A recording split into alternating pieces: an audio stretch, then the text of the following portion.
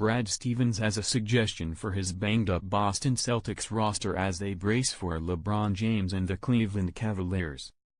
USA Today Sports. Of all the important things Pau Gasol said in his essay on why Becky Hammon should be an NBA coach, the one that had the most impact had nothing to do with basketball.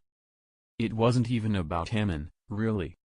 The San Antonio Spurs forward began his essay, published Friday in the Players Tribune, by describing his childhood in Barcelona, where his father was a nurse and his mother was a doctor. To me, that my mother was a successful doctor, this was just the norm, Gasol wrote. More. Spurs Pau Gasol praises female coaching candidate. Becky Hammon can coach NBA basketball. More. Raptors fire coach Dwane Casey after franchise best season. That one sentence sums up the significance in Hammon becoming the first female head coach of a major professional sports team. Whether it happens with the Milwaukee Bucks this offseason or some other team in the next year or two, it will happen. Seeing Hammon on the sidelines, running an NBA team and commanding respect from the likes of LeBron James and Stephen Curry, will of course send a powerful message to little girls and women everywhere. That they can do and be anything they want.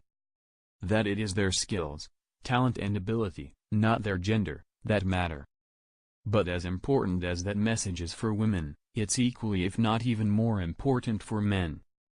Just as little girls need to grow up knowing anything is possible for women, so do little boys.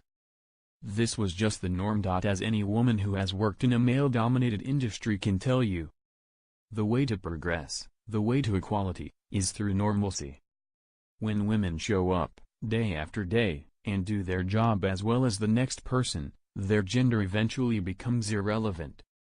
We are on our second and third generation of men who don't see anything unusual in being treated by a female physician or represented by a female lawyer because that's what they've always known.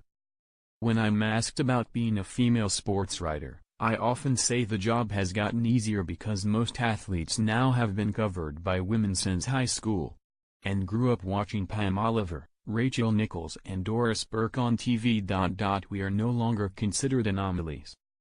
We are not objects of curiosity. We are not tokens. We just are. We might still be a minority in the business, but our presence has become the norm. That's not to say there isn't need for improvement. Women are still asked to justify their qualifications when men are not.